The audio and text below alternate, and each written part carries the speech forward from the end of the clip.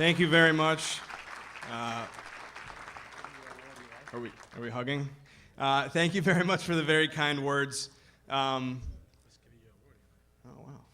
Beautiful. So we have the Leadership Award here, presented to Eli Wald. I made a deal with Eli. We're not going to show any pictures of what he looked like when he was a student, right?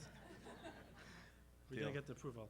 Presented to Eli Wald, 07, for your great dedication as a founding student at Illini Chabad in fall 2003 through today, building a strong Jewish life on campus and beyond, signed by Rabbi David and Goli Tachtel Illini Chabad, February 21st, 2016, 12 Adar 1, 5776. And if you look at this, especially as all the awards tonight were specially commissioned for tonight, Eli is a leader and a proud leader on campus and beyond for Israel, and recognizing that Israel's future is important to our future. So we have here Israel in the glass. Of course, it has to be blue, but we have a little orange on top for Illini. And Chai, which is what he represents. Whatever Eli does, he does it with joy, he does it with enthusiasm, and most importantly, he does it with pride. He doesn't care what people think about him. He just storms forward. So mazel tov, Eli. Thank you very much. Thank you, David.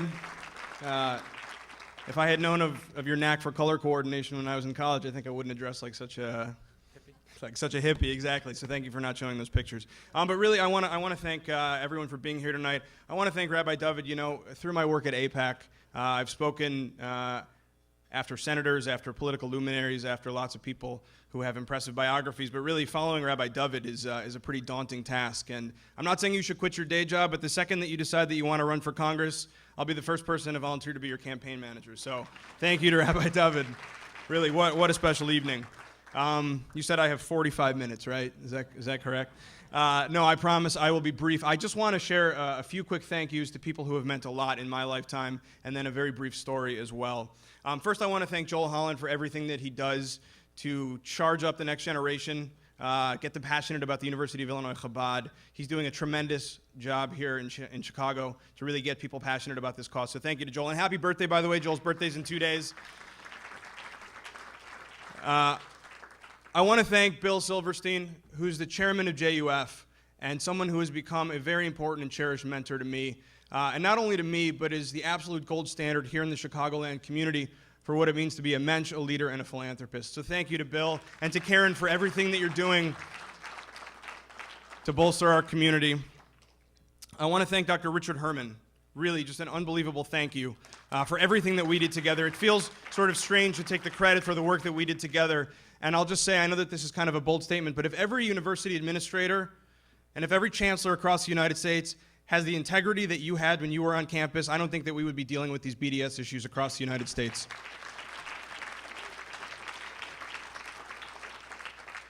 I want to thank my dear cousin, Rabbi Neil Brief, who's a pillar of the Chicago Jewish community, who was the head rabbi in Niles Township for 33 years, who led the fight against the Nazis in their march in Skokie and later on against the KKK, and has been a tremendous inspiration to me as I've developed as a Jewish leader and as an adult. He married my parents, and he's been there every step of the way for me. So thank you, Rabbi Neil Brief, for everything you've done for us. I want to thank my remarkable girlfriend, Tamara Sonnenschein, who just returned to the United States after spending a couple years serving in the Israeli Defense Forces, and every day serves as an inspiration to me with her courageous decisions. So thank you. I want to thank my AIPAC colleagues, both on the lay and on the staff side, for all that you do. I don't know anyone who works harder to keep the United States and Israel safe. So for those of you who are involved with AIPAC, I want to thank you. For those of you who are here tonight because you're involved with AIPAC and you know me, thank you for being here. And thank you for the work that you do to keep Israel safe. I want to thank the students. It is not easy. God, it is tough, right? When you walk across the quad with the apartheid walls and the fake checkpoints. I remember being there, and they had the Israeli flags doused in fake blood.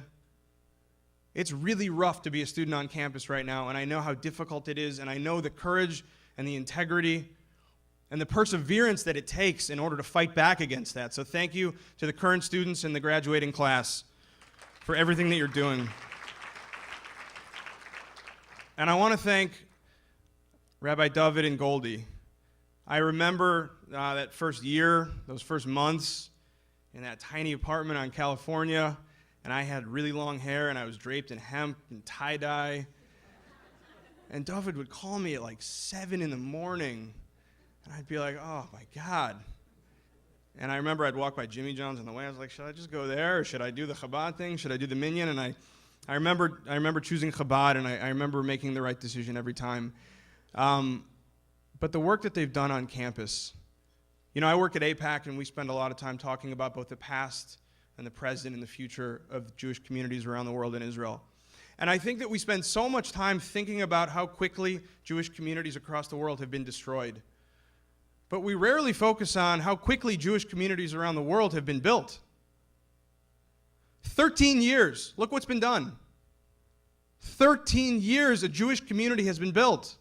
Kosher food, a mikvah, a camel on the quad. But seriously, it is an unbelievable accomplishment. What they have managed to do in such a short period of time, touching so many lives, it's absolutely remarkable and makes me so proud to have been in that first class. So thank you for all that you do.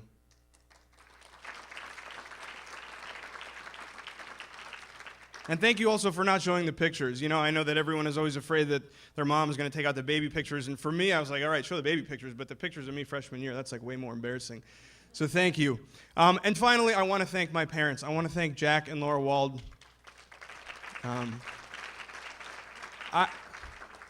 I was able to forge a path in the Jewish community only because of everything that they have done for me every step of the way. Their decision, first and foremost, to prioritize raising a strong Jewish son with a proud identity, and not just through day school and not just through summer camp, but through their actions. My mother, who's dedicated her life to helping individuals with disabilities, helping their families, making their lives easier, exemplifying what it means to be a compassionate human being dedicated to social justice. And my father, who makes ketubas, who makes some of the most beautiful Judaica in the world, building strong Jewish families and strong Jewish homes and marriages. I wouldn't be here if it weren't for them and everything that they've done for me along the way, so thank you. Now, I speak a lot for AIPAC, and usually I talk about nuclear proliferation and the Memorandum of Understanding and like really boring, inane topics that are deeply rooted in politics and legislation and policy. And so this kind of threw me for a loop tonight. I was like, I don't know what I should talk about. And so I tried to think back about other times that I had been honored, and there aren't really a lot of instances in my life. So I thought, well, what did I talk about at my bar mitzvah? And I couldn't find my remarks, and my voice has dropped a few octaves since then. And I guess the time before that was my bris, and I don't think I delivered remarks then. I guess 8 days wasn't enough time to prepare much. So instead I decided that we're here tonight because we're a community. And I don't feel comfortable taking all the credit for any of this. And so instead I want to share a story that inspires me when I think about our community and the work that we do together. And it's a story about the Blujover Rebbe and his time in the Bergen-Belsen concentration camp. So the Blujover Rebbe was a Rebbe who ended up with almost his entire community at Bergen-Belsen. And they were there together, and Hanukkah was approaching. And one of the inmates who had been a follower of the Rebbe, he came to him and he said, Rebbe, the first night of Hanukkah is upon us. Will you gather the community together and lead a lighting of the Chanukiah? And the Rebbe was stunned. He said, don't you see where we are? We're in the absolute pits of hell. I'm not your rabbi anymore. I'm a slave laborer just like you. Now the man was able to convince the rabbi, and he said, Rebbe, if I'm able to find a wick and the oil and a Chanukiah, if I'm able to assemble all of that, will you lead us as a community? And the Rebbe finally relented, and he said, fine, if you're able to do all that, then I will gather the community together, and we will do it. Now the man was smart, and he was resourceful. It just so happened that he was a shoemaker. He was a cobbler for the Nazis in the camp. And so he drilled a hole in the bottom of his shoe. And every day when he would polish the jackboots of the Nazis, he would take a little bit of that black oil polish and he would hide it in the hole of his boot on the bottom. And he took a few of the threads from his already threadbare uniform in the concentration camp and he wove them together and he was able to make a wick. so that by the first night of Hanukkah, they had the oil and they had the wick, and they were able to light. So he came to the Rebbe and he said, I have what we need. So the Rebbe said, fine. So it was the first night, and the community gathered together, this huddled mass of individuals, living skeletons in Bergen-Belsen. And the Rebbe started, and he said the first bracha, and then he said the second of the three. But before he said the third, he turned around and he looked at the community, and he paused for a while, and no one knew why.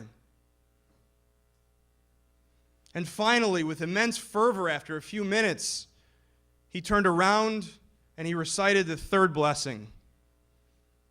Now, after all this happened, one of the inmates said, I understand why you said the first blessing on the miracle of Hanukkah. There's no denying that a miracle happened, that Hanukkah is a great miracle and an absolutely incredible occurrence for the Jewish people. And the second blessing I understood too, the mitzvah of Hanukkah. What a tremendous mitzvah that we're able to gather and light together.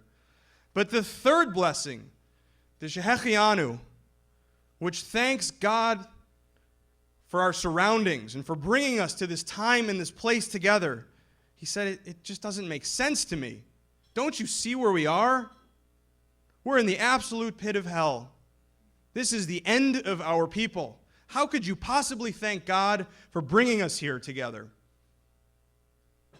And the Rebbe said, you know what? At first I agreed. And I said the first blessing, and I said the second blessing, and I didn't know if I should say the third.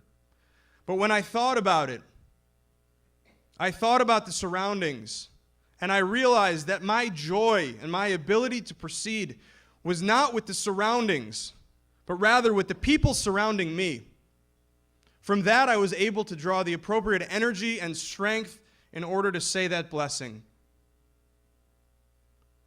So when I look at what's going on in our community, from Jews being stabbed on a nearly daily basis in Jerusalem, to attacks in Paris, to anti-Semitic incidents in Champaign-Urbana, Illinois, you look at this, what's going on right now in the world, and it's so easy to tune out, and it's so easy to do nothing. But we can't. Because the only reason that we've made it through generation after generation and century after century as a people is because of the work that we do together as a community. That's the only way. So I want to thank all of you for this work that you do together to build community in Champaign-Urbana and far beyond. Because together we're going to persevere. In Champaign, in Paris, in Jerusalem, in Chicago, and far, far beyond, because we're going to work together as a community. So thanks for all you do, and thank you for being here tonight.